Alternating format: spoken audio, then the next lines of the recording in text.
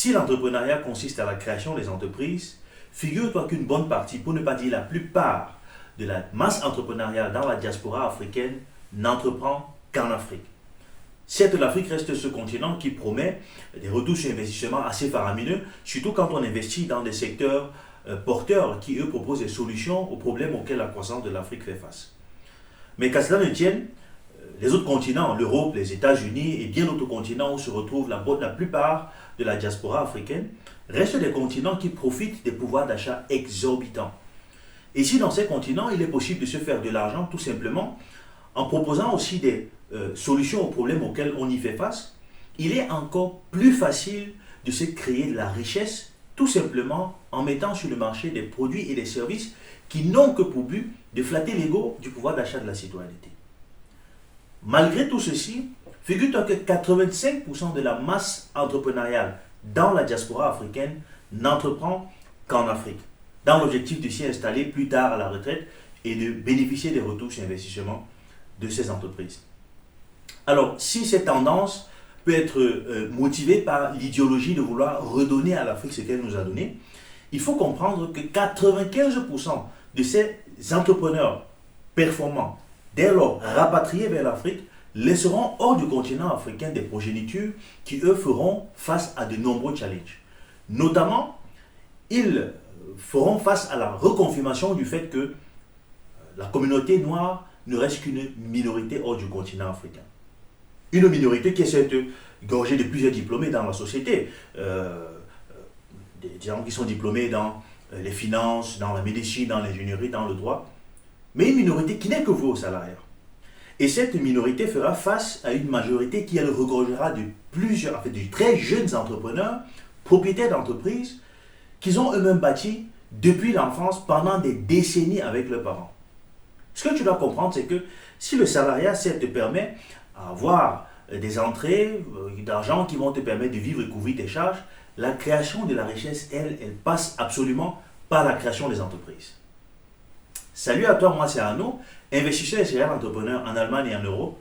Bienvenue sur ma chaîne Wine Investor. Ici, je te parle de business et entrepreneuriat autour du vin en te donnant des méthodes et des stratégies qui te permettent de réussir dans n'importe quel secteur d'activité. Dans cette vidéo, je vais te donner les 3 raisons fondamentales pour lesquelles la diaspora africaine, la diaspora noire, doit absolument entreprendre dans le pays où elle se trouve. Reste scotché jusqu'à la fin.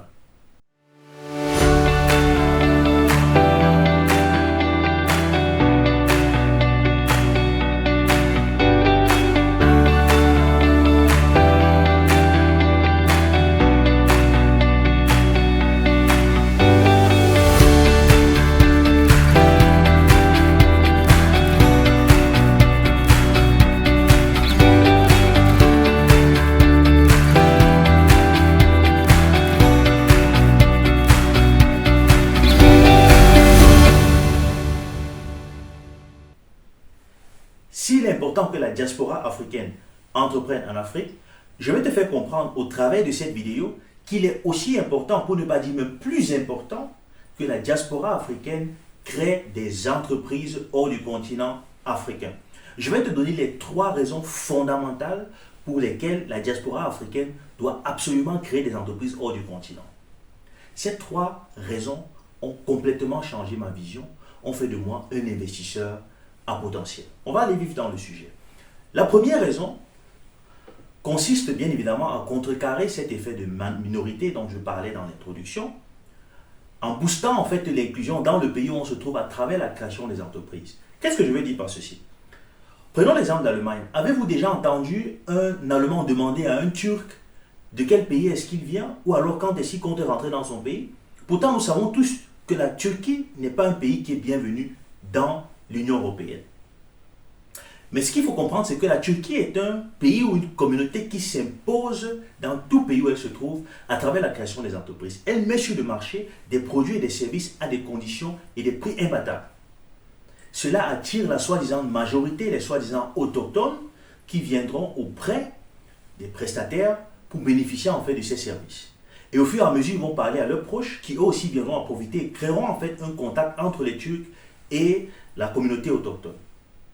Ce que tu dois comprendre, c'est que si tu as des difficultés à t'intégrer dans un pays, Bien évidemment, la langue, c'est la première des choses à faire, parce que déjà, sans la langue, tu ne peux pas vendre tes services, tu ne peux pas vendre tes produits.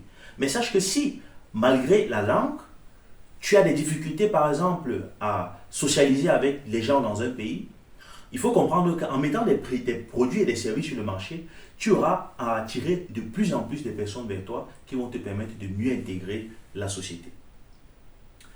Le second point, c'est que, effectivement, étant une minorité dans un grand pays, il est possible, en fait, et bien évidemment même indispensable, d'utiliser cet effet de minorité comme un effet de levier pour permettre, en fait, à un groupe de personnes, une communauté qui mène le même combat, de facilement se lever sur le plan entrepreneurial et s'imposer dans le pays. Je donne un exemple. Prenons une communauté qui a peut-être 10 000 membres. Okay? Dans un pays qui a 80 millions d'habitants, c'est tellement petit. Mais si dans cette communauté, on a 5 000 entrepreneurs, et dans ces 5 000 entrepreneurs, on a 10 entrepreneurs, seulement 10, qui décident d'investir, par exemple, dans l'impression des cartes de visite ou tout ce qui est comme matériel nécessaire pour des campagnes de publicité ou des campagnes de marketing. Figure-toi que le simple calcul montre que chacun de ces entrepreneurs, ces 10 entrepreneurs, a, dès la création de son entreprise, pour ne même pas dire avant même la création de son entreprise, un carnet d'adresses de 500 clients potentiels chacun. Parce que chacun des autres entrepreneurs a bien évidemment besoin des cartes de visite, a bien évidemment besoin à un moment donné de matériel en fait de publicité, de marketing. Ceci permet à des jeunes entrepreneurs qui ont des petites structures de rapidement en fait générer des chiffres d'affaires assez importants parce que dès la création de l'entreprise, ils ont eu des clients. Okay? Donc vous levez rapidement un chiffre d'affaires qui vous permet de vous propulser le plus rapidement possible pour attaquer et concurrencer les marchés de la majorité. Et le troisième point, c'est pour moi le point qui est de loin le plus important et qui a le plus d'impact. C'est le fait que l'entrepreneuriat va te libérer le plus rapidement possible de l'emprise du salariat. Parce que ce que je dois comprendre, c'est que le salariat va certes te permettre d'épargner de l'argent, de l'investir dans plusieurs domaines, mais c'est ce même salariat qui va t'empêcher de faire émerger tes investissements et tes entreprises. Parce qu'en tant que salarié, tu restes dépendant d'un employeur pour qui tu travailles tous les jours des dizaines d'heures par jour et par semaine. Tant que tu peux investir toi-même au moment opportun dans ta propre entreprise pour la faire rapidement émerger sur le continent, et tant que tu peux utiliser en parallèle pour aller en Afrique, mettre ton empire sur pied et réaliser en fait tout, en fait tes rêves, tes ambitions dans l'entrepreneuriat. Parce que avec la liberté et l'indépendance que tu as, tu peux attaquer l'Afrique, tu peux attaquer les États-Unis, tu peux attaquer le pays là où tu te trouves. Et tu vas réaliser sur le plan entrepreneurial des choses que ceux qui resteront salariés ne pourront que tenter à réaliser au moment de la retraite, mais il se fera déjà trop tard.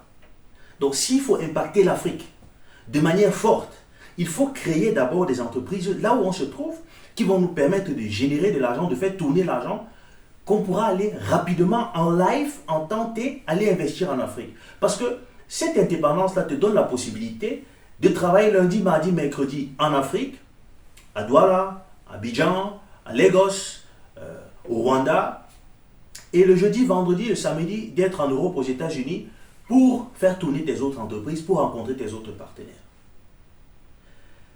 Je pense que jusqu'ici, peut-être, tu ne comprends pas l'impact qu'une petite minorité peut avoir dans un grand pays. Je vais prendre l'exemple la communauté camerounaise, par exemple, en Allemagne. Elle comporte à peu près de 5000 ingénieurs. Chacun étant capable d'épargner par mois 1000 euros.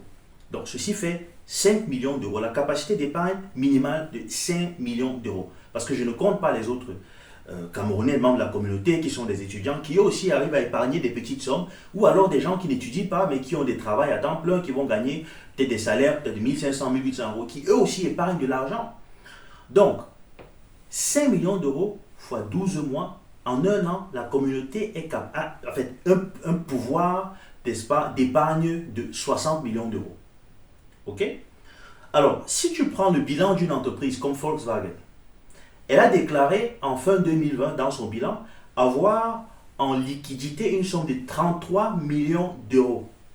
Alors figure-toi que la communauté camerounaise est capable d'épargner sans aller parler quoi que ce soit avec la banque, sans prendre un prêt à la banque, 2 fois la somme qu'une entreprise comme Volkswagen, aussi puissante qu'on la connaît, a besoin pour gérer sa masse salariale, pour gérer des problèmes que l'entreprise peut rencontrer sur le court terme. Ok? Donc, tu comprends qu'une petite minorité peut avoir un impact très important. Bien évidemment, je ne suis pas en train de dire ici qu'on va créer une communauté où les gens vont venir investir 1000 euros et puis certaines personnes vont s'asseoir dessus et décider ce qu'il faut faire. Non, ça c'est la mentalité des paresseux. Ici, je parle d'une communauté d'entrepreneurs. Et tu dois comprendre que si une minorité est capable de mettre un montant aussi impactant en un an, toi, à ton petit niveau, tu es capable aussi d'épargner, d'étudier bien le marché et commencer à investir du moins avec un capital assez conséquent qui te permettra de commencer, certes petit, mais en tant qu'un petit professionnel. Qu'est-ce que tu attends pour investir? Parce que sur cette chaîne, moi je vais te parler de mes investissements, de mes entreprises, mais surtout de mes challenges et de mes expériences au quotidien en tant qu'entrepreneur, afin de te motiver aussi à entreprendre et surtout d'éliminer toutes sortes d'excuses qui t'empêchent de franchir le pas pour aller chercher ton avenir et te garantir une richesse. Au travers de cette chaîne, je vais faire naître en fait une communauté d'entrepreneurs dans laquelle des entrepreneurs vont se rencontrer pour parler de leurs opportunités, de leurs challenges, des risques qu'ils voient sur le marché, afin que chacun puisse en tirer des leçons pour permettre à tout le monde d'optimiser sa rentabilité et son chiffre d'affaires. Et au final, dans cette communauté, je veux faire naître un écosystème d'interpartenariat qui permettra à tous les entrepreneurs se connaissant déjà dans la communauté d'investir dans les entreprises des uns et des autres afin de mettre sur pied des entreprises solides qui pourront faire face et résister à des crises fortes que l'Europe et les États-Unis rencontreront dans 5, 10, 15, 20, 30 années. Si tu me suis jusqu'ici, ça veut dire que tu es prêt à franchir le pas. Alors, like la vidéo, partage-la pour qu'un maximum de personnes puissent avoir à tout moment accès à mes vidéos édifiantes. Abonne-toi et surtout active la cloche de notification pour être à la première de toutes nos vidéos. J'espère que tu as compris le message. Il est important de créer des entreprises. Il est important de faire du networking. Il est important de partager les expériences. Il est important de réinvestir aujourd'hui, créer en live de l'argent et avec, au fil du temps, une certaine indépendance, aller en Afrique, impacter le continent, impacter l'Europe, impacter les États-Unis, impacter le continent en même temps. Je pense qu'il est important de comprendre que nous sommes à peu près aujourd'hui la 4e, voire même peut-être la 5e génération qui vit en Allemagne et nous devons être forts. Et la force d'une communauté, ne se définit pas par les salaires que les gens gagnent, ça se définit par l'impact sur le plan social, culturel et économique que les gens en fait font, la communauté fait dans le pays où elle se trouve. Aujourd'hui, quand nous marchons, allons dans les supermarchés, on se rend compte que les Turcs aujourd'hui ont des yaourts qui à l'époque peut-être ils vendaient seulement dans leur petit kiosque, mais qui aujourd'hui sont vendus dans les plus grands supermarchés du pays parce qu'ils ont pu mettre sur pied une entreprise qui fabrique du yaourt en Allemagne et qui emploie des Allemands, des Turcs et des personnes de toutes nationalités. Qu'est-ce que la diaspora africaine attend? Impactons le continent, le pays où on se trouve et en même temps impactons l'Afrique et faisons des transferts de capitaux en live entre ces deux pays, ces deux continents parce qu'on a la liberté, l'indépendance qui nous permet de fluctuer entre ces deux pays, ces continents en même temps et faire contrôler, avancer nos activités. Dans les prochaines vidéos, on va parler d'investissement. On va parler d'entrepreneuriat. On va faire venir en fait un bon nombre de personnes, des gens qui ont des entreprises en Afrique, des gens qui ont des entreprises en Europe, aux États-Unis, en même temps, et qui arrivent, grâce à leur indépendance, grâce à leur esprit d'entrepreneur, arrivent à gérer tout ça et impacter en fait plusieurs continents à la fois, se font des plus-values énormissimes qu'on ne peut pas négliger. Ce que tu dois comprendre aussi, c'est que pour devenir un entrepreneur, il faut se former. Il faut avoir des capacités. Il faut déjà avoir des capacités à cibler un marché important, avoir des capacités à convaincre des clients, avoir des capacités à maintenir ces clients une fois qu'on les a vendus un premier produit.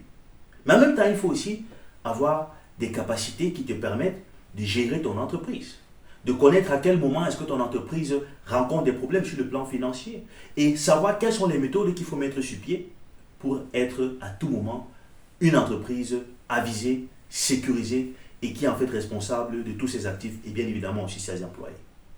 J'espère que tu as compris le message. Rendez-vous dans mes prochaines vidéos. Ciao.